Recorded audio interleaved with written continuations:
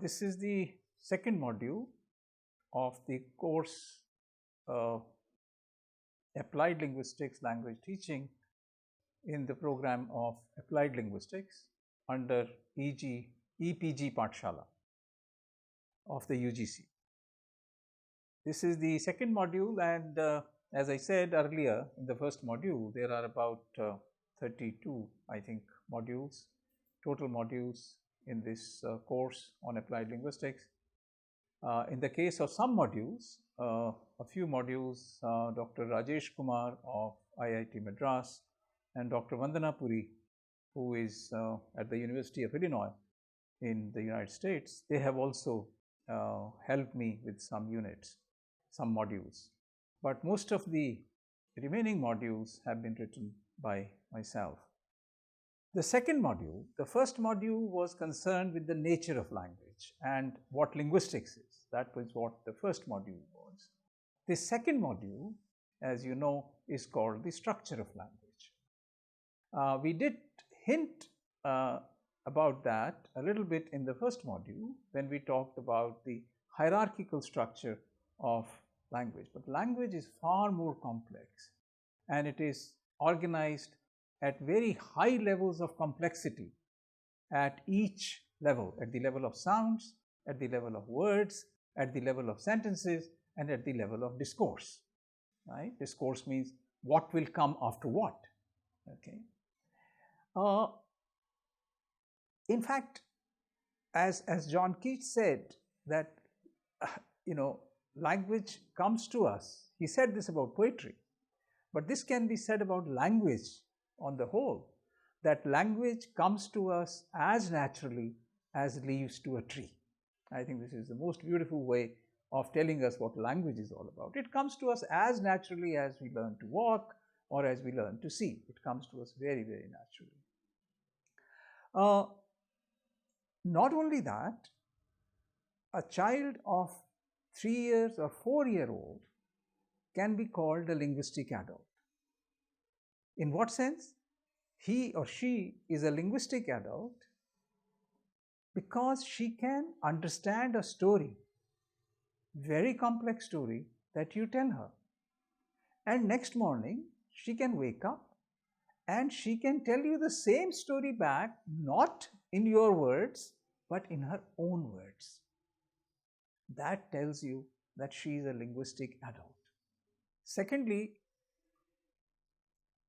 a child of 4 or 5 years, whom we have called a linguistic adult, can produce infinite number of sentences, new sentences every day, and she can comprehend new sentences every day.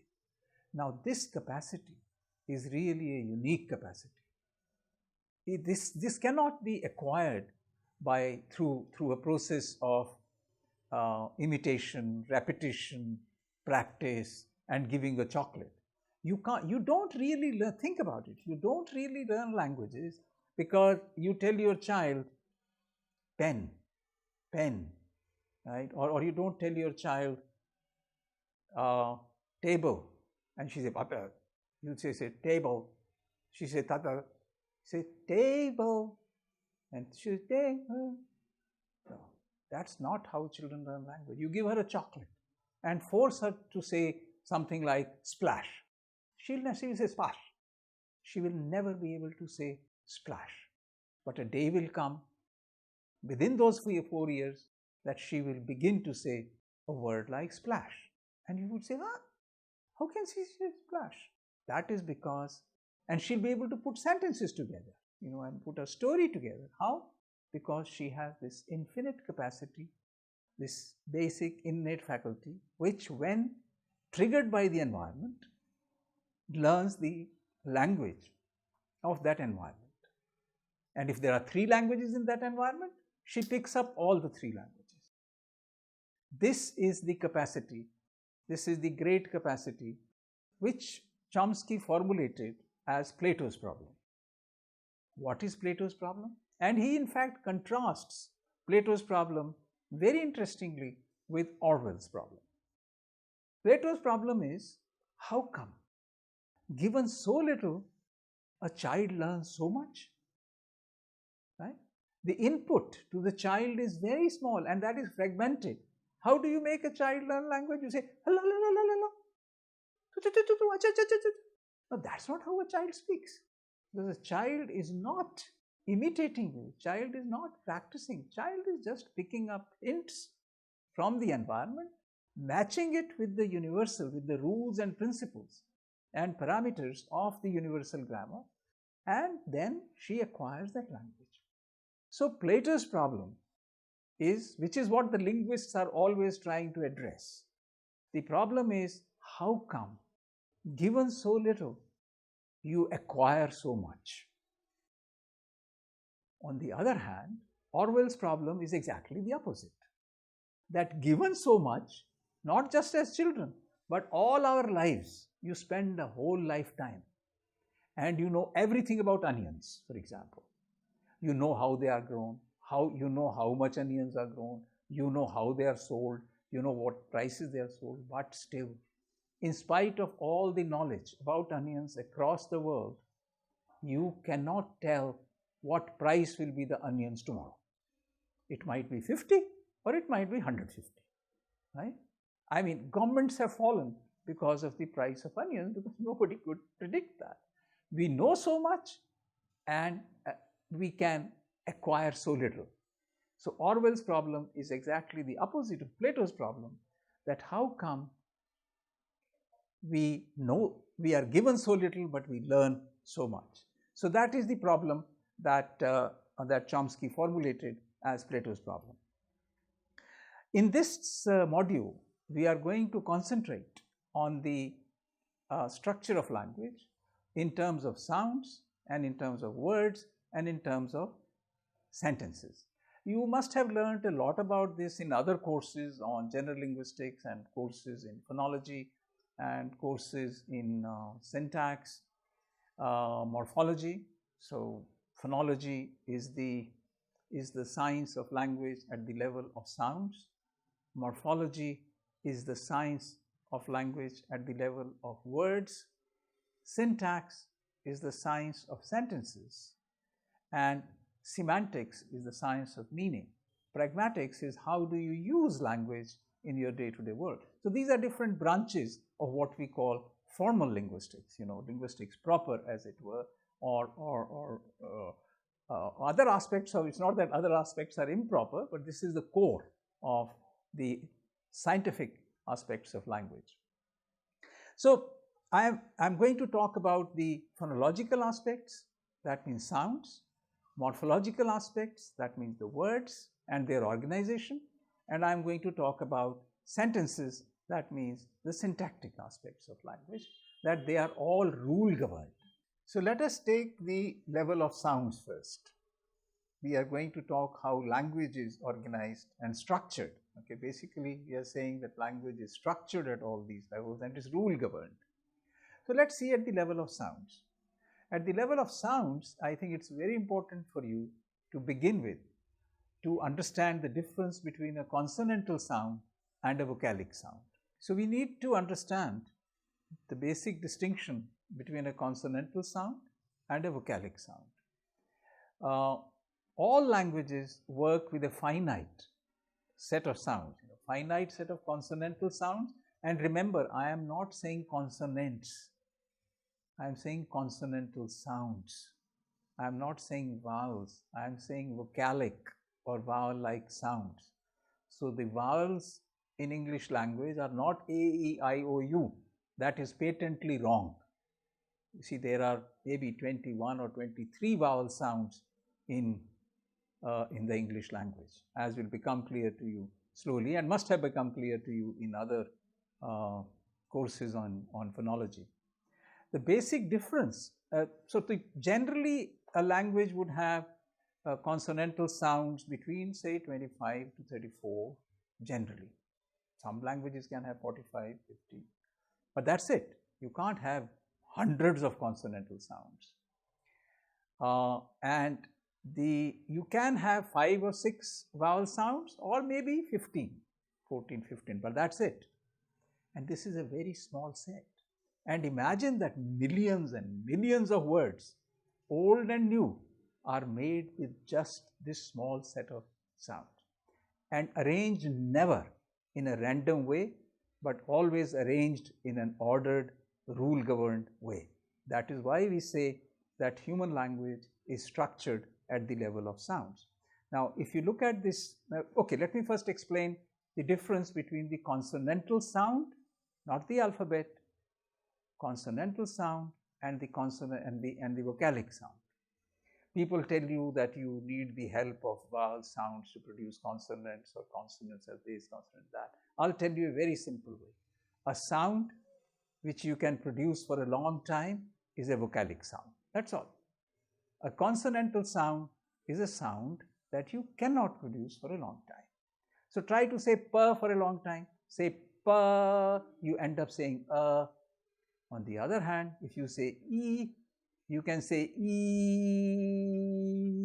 You can say it as long as your breath lasts. You don't have to stop. So it can be a long time. So vowel sounds can be produced for a long time and consonantal sounds cannot be produced for a long time, or they will be produced with the help of a vowel and then the vowel can be produced for a long time, vowel sound. Now, as you can look at the PPT which is in front of you, the slide that is in front of you, you will see that there is no relationship between the alphabet of a language and the sounds of a language. This becomes very clear from this slide which is in front of you. Look at the three words at the top: ant, America, and Argentina. The first word is ant. The sound of A is A, as in cat, mat, sat. But the second sound, which is America, the sound of A is not A. You don't say America, you say America, America, America, A. The sound of the letter A is A, okay, not A. And in the third word, which is Argentina, the sound of A is Ah, okay. Look at the second, for example. Take the alphabet E. Take the alphabet E of the English language and look at the following words. Look at the words which is in the slide: egg, make, mother, father, because, different. Now, if you look at egg, the sound is A, egg, egg. What is the sound in make? What is the sound of E in make? You can see that the sound of E is 0. There is no sound of E, right? And if you look at mother and father, the sound of E is A. The sound of E is A. So A, 0, A already, okay? And go further, because the sound of E, the letter E is E, because. And what about the second E? Second E is 0. There is no sound of that. So the word final E in English language, the letter E is not pronounced. Maybe it was pronounced at some point in the history of languages, but as we said, in the history of English language, as we said, languages keep changing all the time, so it must have been dropped on the way. And the last one, different, again has two E's. The first one is A. The second one in British English is also A. So you say different, approximately. I'm not a speaker of British English, but I am a speaker of Indian English, and I would say different. So I say A there. Nothing wrong with that. That is how many of my friends speak, educated people speak the word. That's perfectly all right. That's the system. So E can be A, E, or 0. These are just from a finite set of lists, and it can have various others. If you look at a newspaper and make a list of the words with E, you will see that E can have so many sounds. So alphabet and sounds have no relationship. Look at the word psychology. Psychology, how many consonantal sounds at the beginning? How many? You will say P, S, Y, C, H, 5. But actually, my friends, there is only one, psychology. then I. After sir, your mouth is wide open. Sir, sai, sai. Only one consonantal sound, not 5. So there is no, there is a relationship, but it is not 100% one-to-one relationship. That's what I want you to understand. Look at the last part of the slide, the bottom one, and you will see 2 words, cuff and island. Cuff. Cuff, it should be written, I have written it in Devanagari and I have also written it Roman. It should be written as K-A-F. Imagine, K-A-F is being written as C-O-U-G-H. Right? And what could be stranger than this? But there are 2 amazing things about this. And look at the second word, island. What happened to the S there or the sir there? It becomes I. But the fact is that again it shows that the relationship is not between the alphabet and the sound is not a one-to-one relationship. Take a Hindi word like Kamal, right? Kamal. Kamal will be written how? K-A-M-A-L. Okay, you can see it on the slide. That's how Kamal is written. So, K has a, Ma has a, but L goes to 0. The of L goes to 0. The L of O is there in Lag, for example, in Lagna or Lagam, their is there. Otherwise, if it is the rule of Hindi language is that the word final goes to 0. Finished. That's the rule. And the surprising thing in Plato's problem is that children pick up this rule on their own. Do you think you sit down, a mother sits down or a nurse sits down and tell the child, look, the word final, the word final, don't pronounce it in Hindi. No mother, in fact, she doesn't know it consciously, so she can't teach it. Children pick up these rules on their own. Now, let us look at the second slide that is in front of you again, where we want to understand something about the nature of consonantal sounds. I have described on this chart, in this slide, the nature of the what are called stop sounds or plosive sounds. Maybe you already know about them, but I thought it might be worthwhile to give you a brief introduction about this kind of sounds and how they are organized in a systematic way. And then we will see how consonantal sounds and vocalic sounds are put together in a rule-governed way. Okay, that's what we are going to see. So look at this slide that's in front of you. You will find this is a description of the Hindi consonantal sounds, Hindi consonantal stop sounds. What are stop sounds or plosive sounds? Plosive sounds are those sounds which produce a plosion, which explode. Like you can do p, there is a kind of plosion, there is an explosion there. So all the sounds, they have a complete closure. Stops are produced with a complete closure. Only then they are produced. Those sounds are called plosives. So I have arranged them in terms, they need only 2 parameters. There are 4 sounds, 4 in the k, k, g, g, right? As you see on the slide in front of you, these are organized in terms of kavarg, chavarg, tavarg, tavarg and pavarg. And in each series, you have 4 sounds. The first set is at the velum, back of your mouth. The second one is palatal, at the palate. And the ta-tha-da-dha-na is the retroflex series, which is produced with the, your tongue curled back. You curl back your tongue and put it here. That's how ta-tha-da-dha, ta-tha-da-dha. That's the retroflex series. And dental is at the teeth. The, right? You raise your tongue, put behind your teeth. The, the, 4 sounds. And bilabial is very easy to see. Pa, pa, pa, ba, ba. Okay.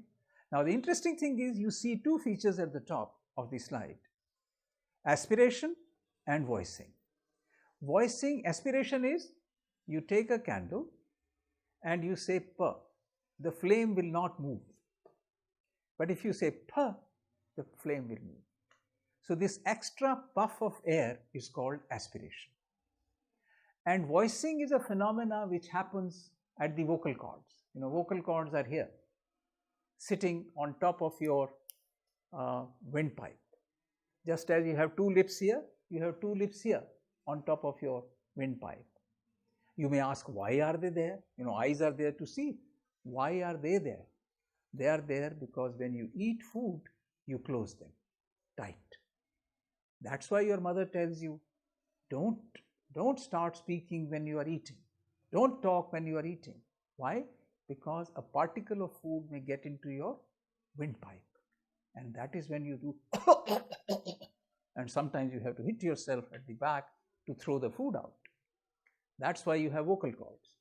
Now, voicing is the phenomena that is associated with the vocal cords here. When they vibrate like this, then that phenomena is called voicing. When they are like this, spread like this, then they are called voiceless. So this is voicing, this is voiceless. In the phonetics phonology paper, this will be discussed in much greater detail, but I am just sort of simplifying it for you.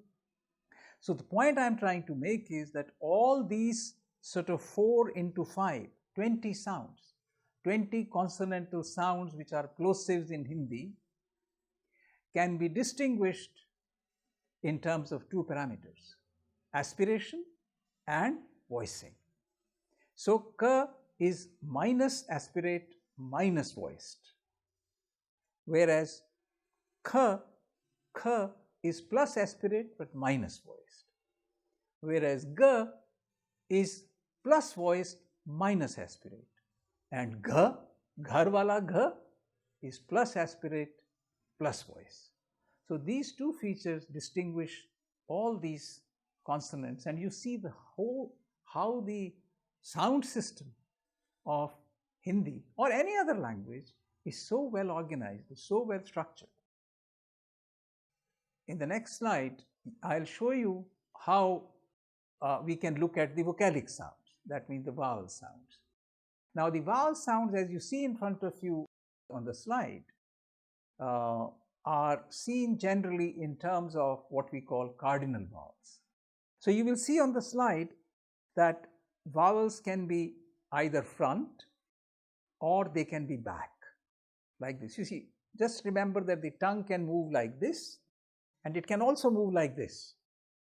So the horizontal movement of the tongue and the vertical movement of the tongue. So when I say E, it's a front vowel.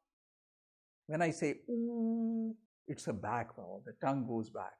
But when I say ah, it's an open vowel because the mouth is open and the tongue is low. Okay? So understand this distinction between front and back and between high and low. E is high and ah. You see, I can't say more than that. Tongue as front as possible, mouth as open as possible. And now see what I do. Right? You take the tongue as back as possible and mouth open and your lips rounded. When I say E, my lips are spread.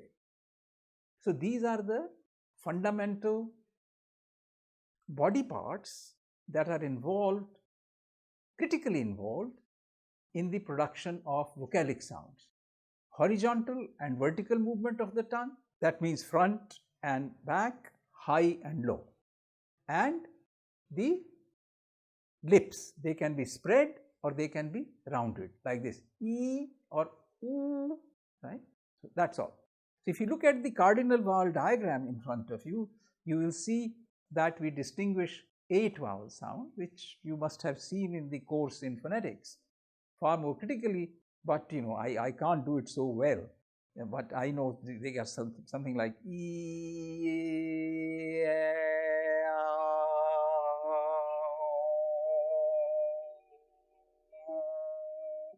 right? These are the 8 cardinal vowel sounds. And then there is in the center, you see in the center of the diagram, there is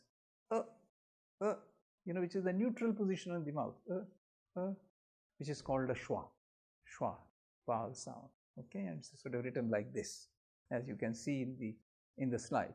So all the vowel sounds are measured in terms of this. For example, the Hindi E in is, or Hindi E as in eek, or the difference between let's say kisi. The first E is small and the last E is long, is close to cardinal vowel 1. C1, it's called C1. C1 to C8. These are the eight vowel sound, and all the vowels can be seen. This is like a scale on which you can measure, you can plot the vowel sound of any language that you know.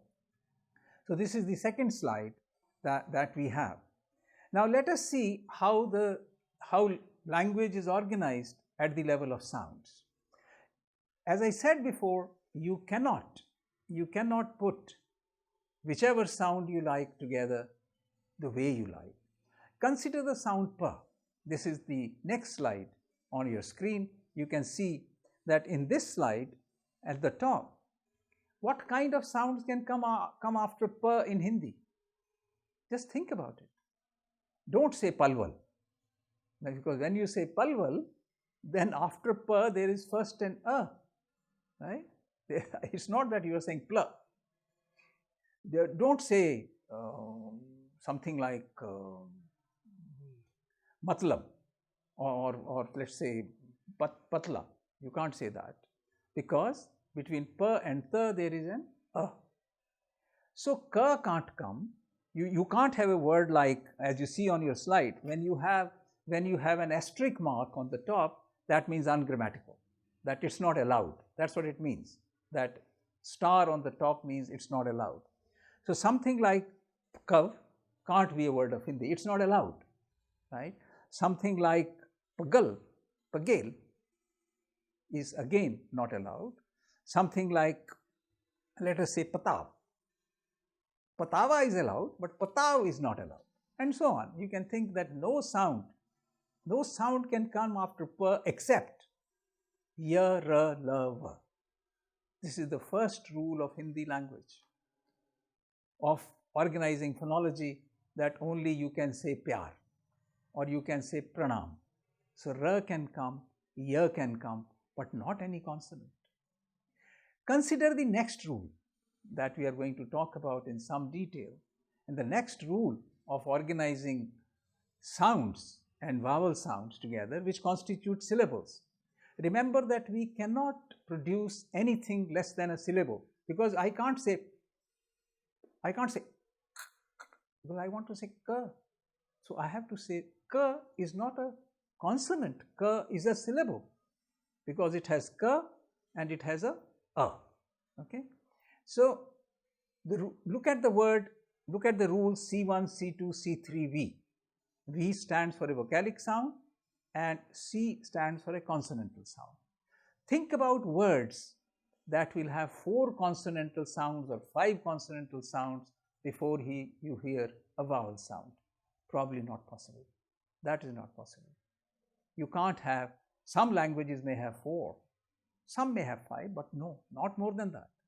English and Hindi and all the Indian languages put together, and there are about 2,000 maybe, certainly 1,652 counted by the Government of India.